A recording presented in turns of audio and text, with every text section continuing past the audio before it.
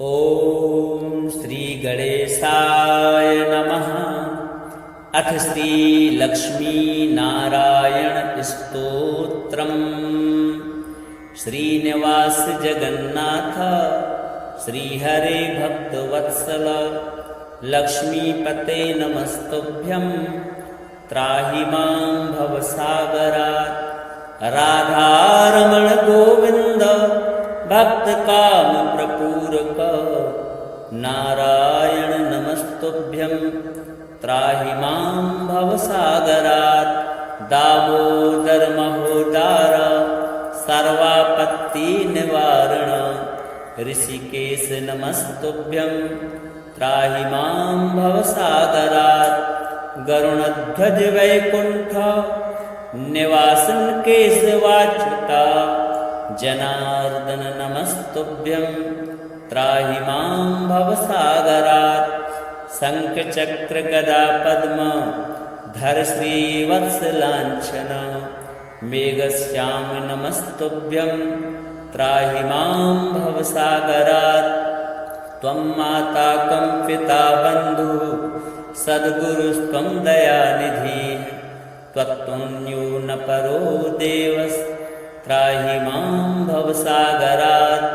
न जाने दान धर्मादि योगं यागं तपो जपं। त्वं केवलं कुरु दयां। त्राहि मां भवसागरात्। न मत्समो यद्यपि पापकर्ता न त्वत्समोऽथापि पापहर्ता। विज्ञापितं त्वेतद् शेषसाक्षी मामुद्धरार्तं पतितं तवाग्रे। श्रीनिवास जगन्नाथ श्रीहरे भक्तवत्सल लक्ष्मीपते नमस्तुभ्यं। त्राहि मां भवसागरात्। राधारमण गोविन्द भक्तकाम प्रपूरक नारायण नमस्तुभ्यं। त्राहि मां भवसागरात्। दामोदर महोदार सर्वापत्ति निवारण ऋषिकेश नमस्तुभ्यं। त्राहि मां भवसागरात्। गरुणध्वज वैकुण्ठ निवासन केशवाच्युता जनार्दन नमस्तुभ्यं। त्राहि मां भवसागरात्। शङ्खचक्र गदा पद्म धर श्रीवत्सलाञ्छन मेघश्याम नमस्तुभ्यं। त्राहि मां भवसागरात्। त्वं माता कं पिता बन्धुः सद्गुरुस्त्वं दयानिधिः। त्वत्तुल्यो न परो देवस्। त्राहि मां भवसागरात्। न जाने दान धर्मादि योगं यागं तपो जपं। त्वं केवलं कुरु दयां। त्राहि मां भवसागरात्। न मत्समो यद्यपि पापकर्ता न त्वत्समोऽथापि पापहर्ता। विज्ञापितं त्वेतद् शेषसाक्षी मामुद्धरार्तं पतितं तवाग्रे। श्रीनिवास जगन्नाथ श्रीहरे भक्तवत्सल लक्ष्मीपते नमस्तुभ्यं। त्राहि मां भवसागरात्। राधारमण गोविन्द भक्तकाम प्रपूरक नारायण नमस्तुभ्यं। त्राहि मां भवसागरात्। दामोदर महोदार सर्वापत्ति निवारण ऋषिकेश नमस्तुभ्यं। त्राहि मां भवसागरात्। गरुणध्वज वैकुण्ठ निवासन केशवाच्युता जनार्दन नमस्तुभ्यं। त्राहि मां भवसागरात्।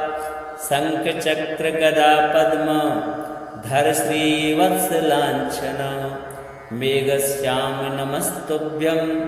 त्राहि मां भवसागरात्। त्वं माता कं पिता बन्धुः सद्गुरुस्त्वं दयानिधिः। त्वत्तुल्यो न परो देवस्। त्राहि मां भवसा जाने दान धर्मादि योगं यागं तपो जपं त्वं केवलं कुरु दयां त्राहि मां भवसागरात् न मत्समो यद्यपि पापकर्ता न त्वत्समोऽथापि हि पापहर्ता विज्ञापितं त्वेतद् शेषसाक्षी मामुद्धरार्तं पतितं तवाग्रे श्रीनिवास जगन्नाथ श्रीहरे भक्तवत्सल लक्ष्मीपते नमस्तुभ्यं त्राहि मां भवसागरात् राधारमण गोविन्द भक्तकामप्रपूरक नारायण नमस्तुभ्यं त्राहि मां भवसागरात् दामोदर महोदार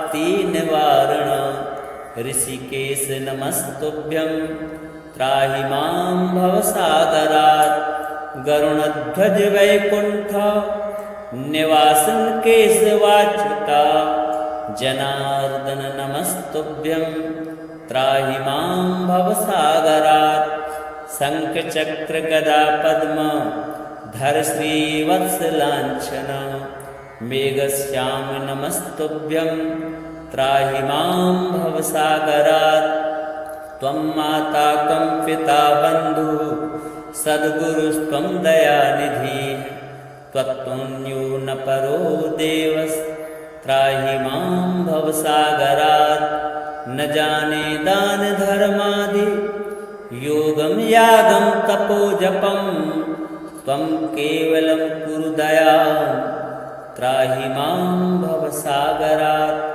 न मत्समो यद्यपि पापकर्ता न त्वत्समोऽथापि हि पापहर्ता विज्ञापितं त्वेतद् शेषसाक्षी मामुद्धरार्तं पतितं तवाग्रे श्रीनिवास जगन्नाथ श्रीहरे भक्तवत्सल लक्ष्मीपते नमस्तुभ्यं त्राहि मां भवसागरात् राधारमण गोविन्द भक्तकामप्रपूरक नारायण नमस्तुभ्यं त्राहि मां भवसागरात् दामोदर महोदार सर्वापत्तिनिवारण ऋषिकेश नमस्तुभ्यं त्राहि मां भवसागरात् गरुणध्वज वैकुण्ठ निवासन केशवाच्युता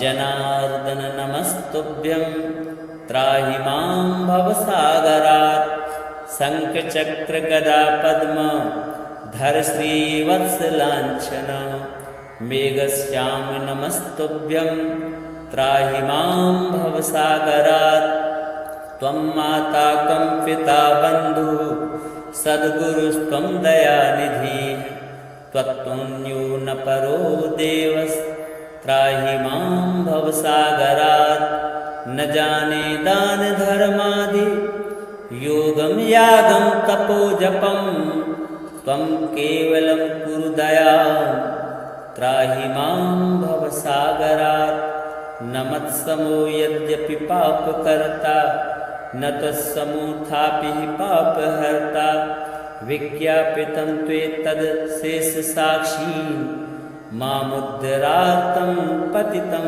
तवाग्रे श्रीनिवास जगन्नाथ श्रीहरे भक्तवत्सल लक्ष्मीपते नमस्तुभ्यं त्राहि मां भवसागरात् राधारमण गोविन्द भक्तकामप्रपूरक नारायण नमस्तुभ्यं त्राहि मां भवसागरात् दामोदर महोदार सर्वापत्तिनिवारण ऋषिकेश नमस्तुभ्यं त्राहि मां भवसागरात् गरुणध्वज वैकुण्ठ निवासन केशवाच्युता जनार्दन नमस्तुभ्यं त्राहि मां भवसागरात् शङ्खचक्र गदा पद्म धर श्रीवत्सलाञ्छन मेघश्याम नमस्तुभ्यं त्राहि मां भवसागरात् त्वं माता कं पिता बन्धुः सद्गुरुस्त्वं दयानिधिः त्वत्तुल्यो न परो देवस्त्राहि मां भवसागरात् न जाने दानधर्मादि योगं यागं तपोजपं त्वं केवलं कुरु दयां त्राहि मां भवसागरात् न मत्समो यद्यपि पापकर्ता न तत्समोऽथापि पापहर्ता विज्ञापितं त्वेतदशेषसाक्षी मामुद्धरार्तं पतितं तवाग्रे श्रीनिवास जगन्नाथ श्रीहरे भक्तवत्सल लक्ष्मीपते नमस्तुभ्यं त्राहि मां भवसागरात् राधारमण गोविन्द भक्तकामप्रपूरक नारायण नमस्तुभ्यं त्राहि मां भवसागरात् दामोदर महोदार सर्वापत्तिनिवारण ऋषिकेश नमस्तुभ्यं त्राहि मां भवसागरात् गरुणध्वज वैकुण्ठ निवासन केशवाच्युता जनार्दन नमस्तुभ्यं त्राहि मां भवसागरात् शङ्खचक्र गदा पद्म धर श्रीवत्सलाञ्छन मेघश्याम नमस्तुभ्यं त्राहि मां भवसागरात् त्वं माता कं पिता बन्धुः सद्गुरुस्त्वं दयानिधिः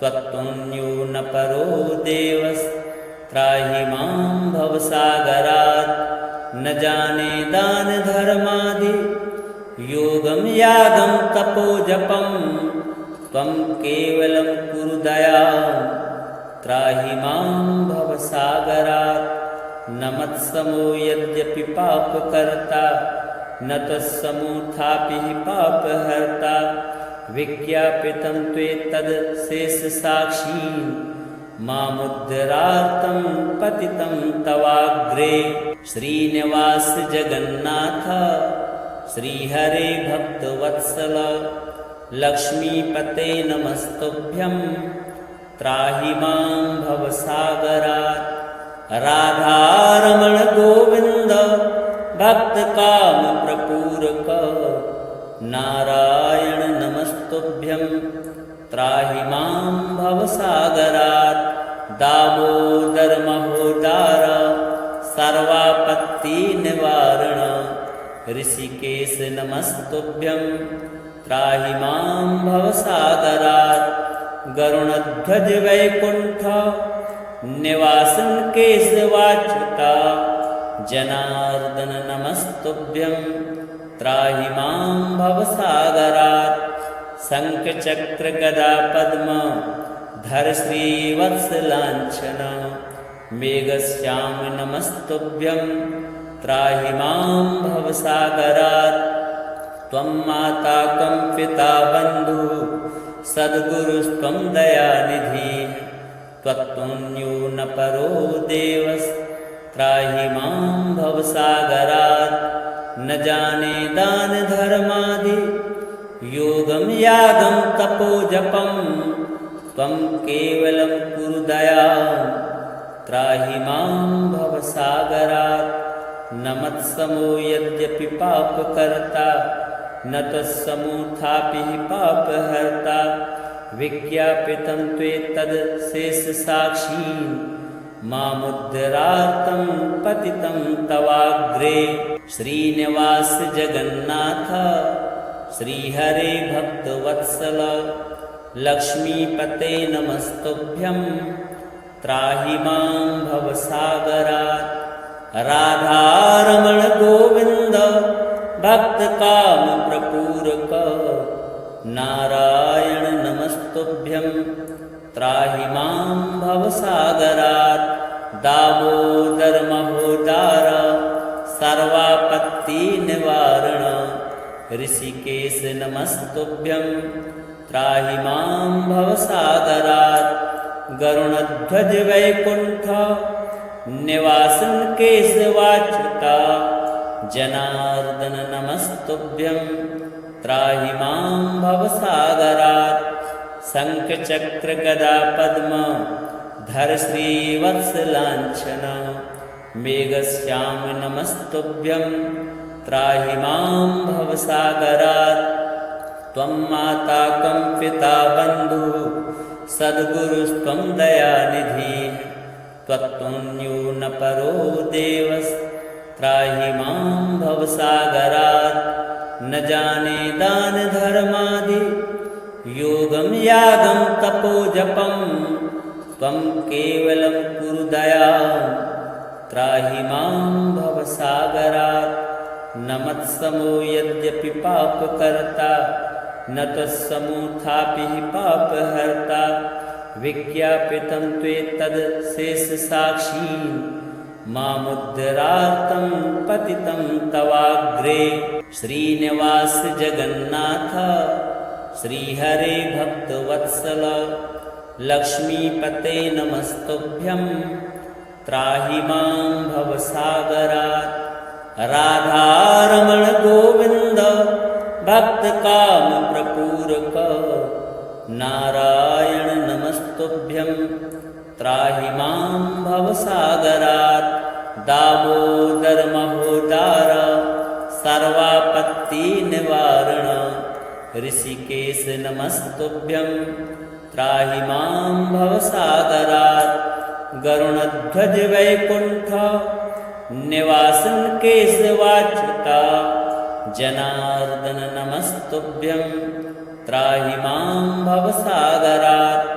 शङ्खचक्र गदा पद्म धर श्रीवत्सलाञ्छन मेघश्याम नमस्तुभ्यं त्राहि मां भवसागरात् त्वं माता कं पिता बन्धुः सद्गुरुस्त्वं दयानिधिः त्वत्तुल्यो न परो देवस्त्राहि मां भवसागरात् न जाने दानधर्मादि योगं यागं तपोजपं त्वं केवलं कुरु दयां त्राहि मां भवसागरात् न मत्समो यद्यपि पापकर्ता न त्वत्समोऽथापि हि पापहर्ता विज्ञापितं त्वेतदशेषसाक्षी मामुद्धरार्तं पतितं तवाग्रे श्रीनिवास जगन्नाथ श्रीहरे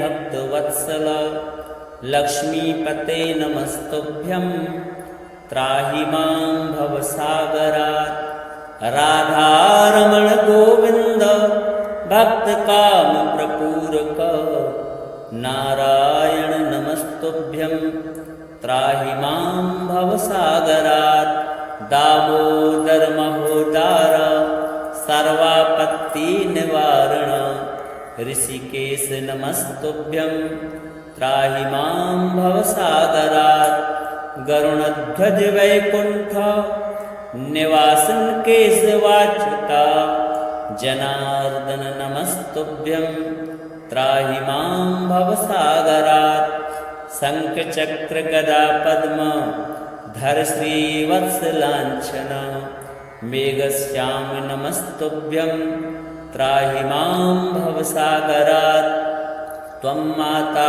कं पिता बन्धुः सद्गुरुस्त्वं दयानिधिः त्वत्तुल्यो न परो देवस्त्राहि मां भवसागरात् न जाने दानधर्मादि योगं यागं तपोजपं त्वं केवलं कुरु दयां त्राहि मां भवसागरात् न मत्समो यद्यपि पापकर्ता न तत्समोऽथापि हि पापहर्ता विज्ञापितं त्वेतदशेषसाक्षी मामुद्धरार्तं पतितं तवाग्रे श्रीनिवास जगन्नाथ श्रीहरे भक्तवत्सल लक्ष्मीपते नमस्तुभ्यं त्राहि मां भवसागरात् राधारमण गोविन्द भक्तकामप्रपूरक नारायण नमस्तुभ्यं त्राहि मां भवसागरात् दामोदर महोदार सर्वापत्तिनिवारण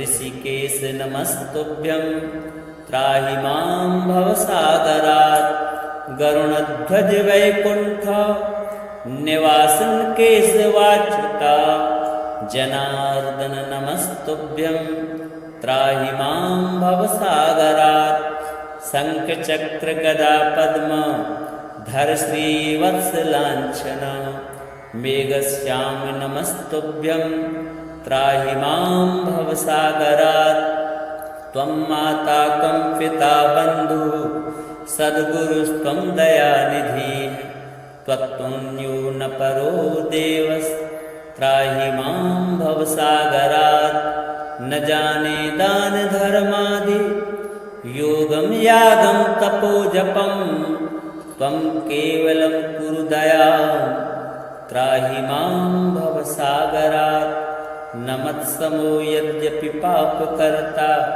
न त्वत्समोऽथापि पापहर्ता विज्ञापितं त्वेतद् शेषसाक्षी मामुद्धरार्तं पतितं तवाग्रे।